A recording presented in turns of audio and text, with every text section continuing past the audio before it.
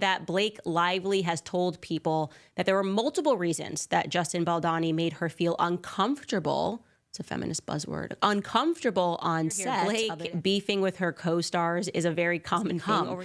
And this is it. It's whiny, it's bratty, and it needs to end. Well, if it isn't the consequences of my own Blake Lively has spent years curating the perfect image. America's sweetheart, the picture-perfect wife, and the devoted mother. But ever since the Blake Lively drama started a few months ago, Candace Owens has been digging through nooks and crannies to figure out the truth. I have not seen a case so open and shut in my life, and the more that I read and the more details that I get into, because I've been working on my timeline, I'm just shocked at how many lies were told. And now that she has the receipts to back up her findings, Blake is shaking in her boots. The curtain has been pulled back, and what Candace just exposed could change everything. Stick around, because we're breaking it all down, and trust me, you don't want to miss this.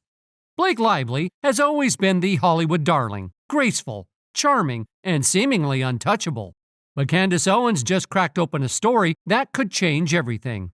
While the public was still piecing together the rumors, Candace uncovered something far more calculated. Before the drama even made it to the New York Times, Blake was already making moves behind the scenes. I think we may have cracked the mystery, or at least we established a very crucial part of the puzzle, which I am told by Taylor Swift's team, or I guess not by her team, but like Taylor Swift's team tried to bury what I'm about to show you on the internet. Unlike what the official story they tried to sell, she wasn't just reacting to being disrespected at all. She was strategizing from the very beginning, and her target was none other than Justin Baldoni. Candace meticulously put together the timeline, and now that the full picture is out, there's no running from it. It seems that there is proof that the New York Times began working on the article even earlier, potentially back in October of 2024. So we had broken. Blake thought she was in control, but this time the receipts tell a different story. And now she's panicking.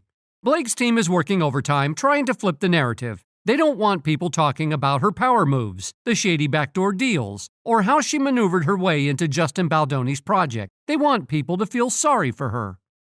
And Blake Lively's PR team wants us to know that everything that's happening right now is hurting Blake's feelings. And I don't know if you guys have paused to consider that Blake's feelings might be getting hurt in all of this. Well, if it isn't the consequences of my own action. If this isn't full-fledged Nepo diva treatment, I don't know what is. Blake has lived the Hollywood dream her entire life, cushioned by privilege, protected by PR, and shielded from real consequences. But now, that safety net is gone. No one's gushing over her romance with Ryan Reynolds. No one's romanticizing her curated love story, which, let's be real, is its own Pandora's box. Instead, people are finally seeing her for what she's been all along, without the glossy Nepo buffer. The lawsuit is causing her and Ryan Reynolds severe anguish. They are anguished by the things that they did being found out by the public in that article. And for the record, this isn't behavior you pull if you weren't served life on a silver platter. Blake is used to getting her way, and when things don't go according to plan, cue the whining. Well, old habits die hard. Candace may be speculating, but let's be honest, it's less of a wild guess and more of an educated one. The way this whole thing was orchestrated, it wasn't just some random coincidence. It was so carefully crafted that if they had succeeded, Justin Baldoni's name, career, and reputation would have been completely wiped out. I really think that it was just a perfect act of evil that was almost executed in broad daylight, almost like a psychological operation. And let's not act like this would have been the first time Blake and Ryan pulled something like this. The pattern is right there. They've danced to this tune before, playing the perfect couple in public while doing some of the most ruthless, lethal moves behind the scenes. This isn't just about one misstep, it's about a track record that's been hiding in plain sight, shielded by their happy family persona. They publicly bullied people before, but no one said a word. Why? Because their PR machine is that powerful. But now the cracks are showing, and Candace Owens just put a spotlight on all of it. This is what Ryan said about Justin on the Deadpool Wolverine afterparty. At the after-party, Wayfair was informed that Reynolds approached a senior executive at WME and expressed his deep disdain for Baldoni, going as far as to suggest that the agency is working with a predator. This has, again, written all over it, and I know many would feel the same. Anyway, while Ryan and Blake were busy pulling their usual tricks behind the scenes, Candace exposed that this time they got a little too bold, too desperate. Now let's talk about Justin Baldoni's PR specialist, Jed Wallace. His firm, Street Relations Inc., is suing Blake Lively for defamation after she claimed Wallace and his company sexually... There's no way around it. Blake Lively and Ryan Reynolds are running out of options. The countdown has begun, and at this point, the only thing left to do is watch them eat the humble pie they've been serving to everyone else for years. Well, I can tell you that this is now the 5th lawsuit associated with Blake versus Baldoni, and we're exhausted by it. Now, based on Justin's recent release of documents, an expert I spoke to says Blake will fold. This entire saga started when videos surfaced of Blake Lively being less than kind to multiple people, interviewers, colleagues, and even fans. And instead of taking accountability, she did what all Hollywood elites do when backed into a corner. She flipped the script and manufactured a new narrative. Blake needed a distraction, and unfortunately for Justin Baldoni, he became the perfect target. She accused him of orchestrating an elaborate PR campaign against her, throwing out wild allegations to shift the focus away from her own behavior. Blake's original filing, which was with the Californian Civil Rights Department, that complaint was supposed to be the only filing. It was the ultimate bad PR response to what they wrongly assumed was a PR. But this wasn't just another Hollywood feud. This was something far more damaging. People might have forgiven her mean girl moments. They might have moved on from those exposed clips. But this? Fabricating accusations in a way that undermines actual victims? This is something no one is willing to overlook. They dragged Justin's name into this mess, not because he had anything to do with it, but because they needed someone to take the fall. And the worst part is, this time they did it in plain sight. That civil complaint was so exaggerated, so stretched out, but they thought no one would notice. But people did notice. Wanted to be able to file that, take it to the New York Times, get them to take down Justin Baldoni, and who knows, like, it would have maybe been like, okay, we're going to resolve this in the background now. And now they're not just losing the PR battle, they're being sued for it. And now the situation has escalated even further. Amid Blake's legal battle with Baldoni, crisis management expert Jed Wallace has officially sued her for defamation. Wallace, the owner of PR firm Street Relations, filed a lawsuit in Texas federal court on February 4th, demanding $7 million in damages. Why? Because Blake dragged his name into her lawsuit against Baldoni, accusing him of fabricating social media content to make her look bad. But Wallace isn't playing the Hollywood game. He's fighting back, demanding a court order to clear his name and prove he had nothing to do with the chaos Blake is trying to pin on him. Just to give full context, here's what Blake said about Jed in her complaint. Managers, they also retained subcontractors, including a Texas-based contractor named Jed Wallace, who weaponized a digital army around the country from New York to LA to create, seed, and promote content that appeared to be authentic on social media platforms and internet chat forums. The Baldoni Wayfarer team would then feed pieces of this manufactured content. So now, Blake isn't up against just Baldoni, she's up against real legal consequences, and from the looks of it, she has no way out. But wait, when fans started calling Blake out on her non-serious approach, aka the civil complaint, she was forced to escalate things and file a full-blown lawsuit. And yet, when she did, Jed Wallace's name was nowhere to be found. It was as if she magically erased him from the narrative overnight, hoping no one would notice. But the damage was already done. Her correction came too late. Wallace's entire reputation had already been dragged through the mud, and now he's making sure she pays for it. This is the lawsuit that she filed in New York 11 days later, and now all of a sudden you don't see Jed, okay? It was a pretty strong allegation you made about Jed in the CRD complaint. What happened in 11 days? Wallace's current lawsuit stated, as Lively later admitted, she knew of no facts to support the allegations against Wallace or Street. Neither Wallace nor Street had anything to do with the alleged SH, retaliation, failure to investigate, or aiding and abetting the alleged harassment or alleged retaliation. Neither could they have breached a contract with Lively because no such contract exists. Meanwhile, Blake's lawyer, Michael Gottlieb, wasted no time firing back at Wallace's lawsuit. In a statement to The Hollywood Reporter, he downplayed the entire situation, basically brushing off Wallace's claims as baseless. Another day, another state, another 9-figure lawsuit seeking to sue Miss Lively into oblivion for speaking out against SH and retaliation, said Lively's legal team, led by Michael Gottlieb, in a statement. This is not just a publicity stunt, it is a transparent retaliation in response to allegations contained within an SH and retaliation complaint that Miss Lively filed with the California Civil Rights Department. While this lawsuit will be dismissed, we are pleased that Mr. Wallace has finally emerged from the shadows and that he too will be held accountable in federal court. But let's be real. If there was no truth to Wallace's case, why was Blake so quick to erase his name from her own lawsuit? It's giving damage control, and it's not the good kind. Oh, so now it all makes sense. At first people thought Ryan Reynolds' Deadpool scene was just another random joke, right? But thanks to Candace Owens pulling out the receipts, it turns out mocking Justin Baldoni wasn't just a joke, it was the whole mission. She never said that. No, but I bet she thought it. You are so mean! My brain could taste your fingers and they tasted like hate.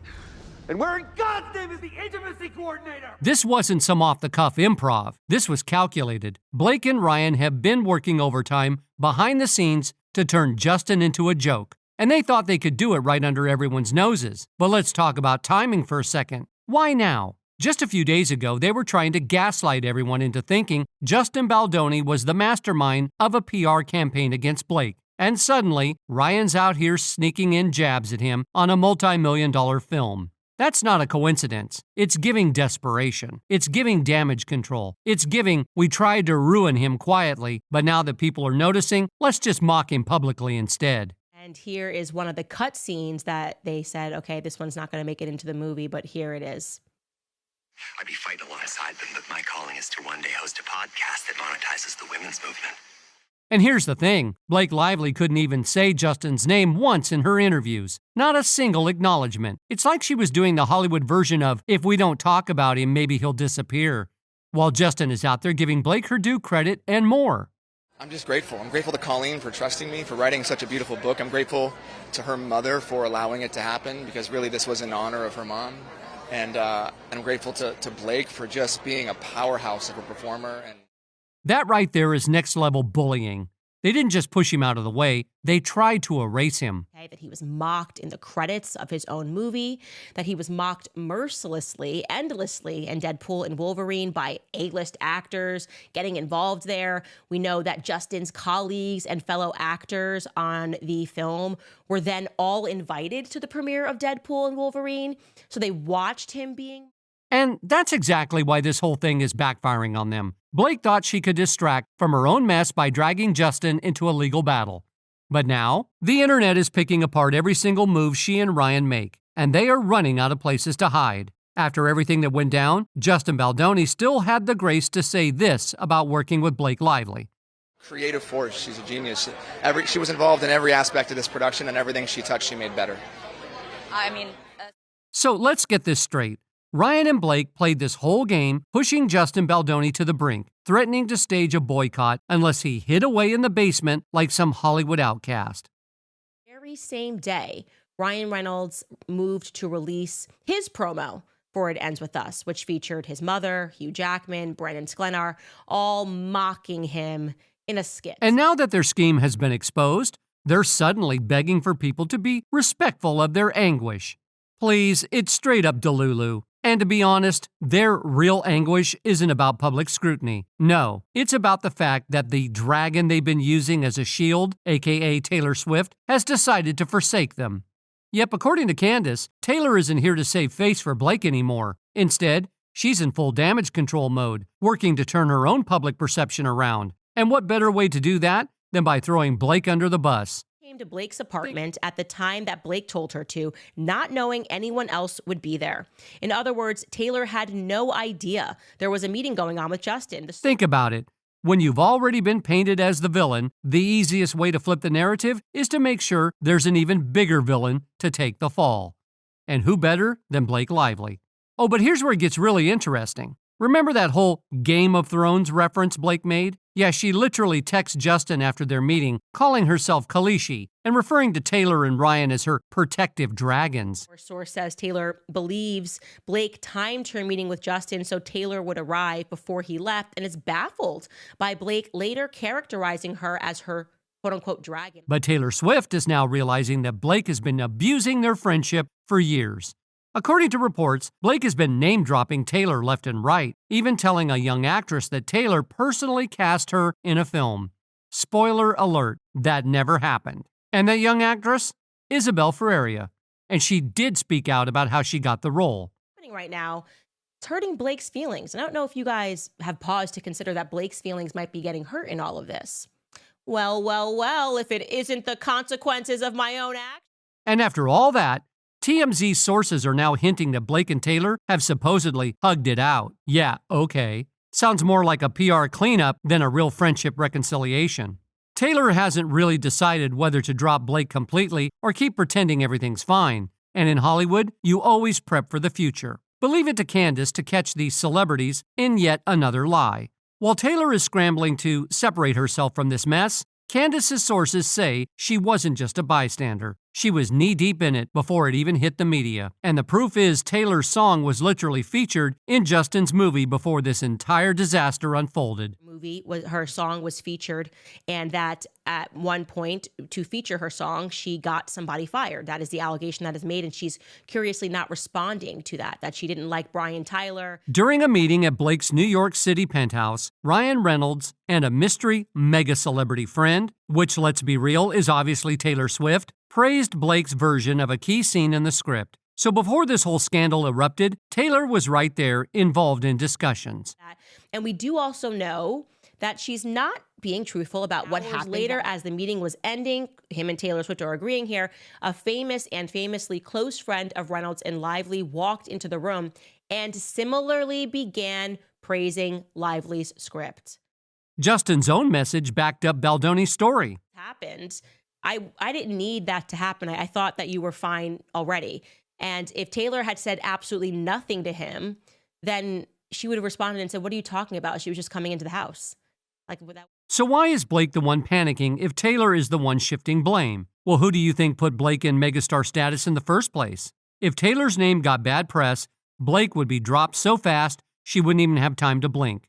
And that's exactly why, even after Taylor pinned everything on Blake, Blake didn't dare make a single sound. But now let's talk about why Taylor is lying, because this isn't just about reputation, it's about legal implications. She does not want to get deposed, okay? A deposition, legal deposition, is not a song. It is not an album. You don't get to drop Taylor's version of events. You are under oath, and you will be compelled to tell the... See, Justin's lawyer, Brian Friedman, has already hinted that nothing is off the table. If Taylor was deep in this mess, the legal fallout could be way bigger than she ever anticipated. And now, the same person who was acting as Blake's protector might just be her biggest liability. That has the potential to humiliate Taylor. Okay, she has carefully woven her brand as a nice girl, as a victim, as some... And let's not forget, Taylor is known for years that Blake's ballsy behavior was a ticking time bomb. Insiders claim she tried to tone Blake down, but Blake just wouldn't listen. Taylor Swift admires that Blake Lively is a ballsy chick who speaks her mind, swears like a trooper, and refuses to be controlled by anyone. That's the real reason they bonded and became firm friends when they first met 10 years ago. Taylor saw her doppelganger in Blake. The main difference between them is that Taylor is more subtle. Blake has always gone full throttle about everything. She never holds back, and that's what's caused this tide to turn on her. Taylor has tried to help tone Blake down in the past, but now she knows it's never going to happen. Right now, while they're still close, there's a slight shift because of the It Ends With Us drama. Taylor doesn't like the fact that she's been dragged into it. Fast forward to today, and the Gossip Girl alum is in the middle of a massive legal war with Justin Baldoni. Now, Baldoni isn't just fighting back, he's countersuing Blake and Ryan for a staggering $400 million. And guess what? He's dragging Taylor into it. Because as much as Taylor wants to wash her hands of this mess, the truth is, she wasn't just in the room. She was actively trying to control the narrative. And now that the public has caught on, there's no hiding anymore. Blake Lively wanted to play the victim, but Candace Owens just flipped the script. And now she's scared. With Taylor Swift backing away and lawsuits piling up, it looks like Blake and Ryan are running out of moves. But the real question is, how much worse can this get? Because at this point, it's looking like the beginning of the end. Let me know what you think in the comments. Is Blake finally getting what she deserves? Or will she find a way to spin this in her favor? And don't forget, hit that like button, subscribe, and turn on notifications because this saga is far from over. And trust me, you won't want to miss what's coming next.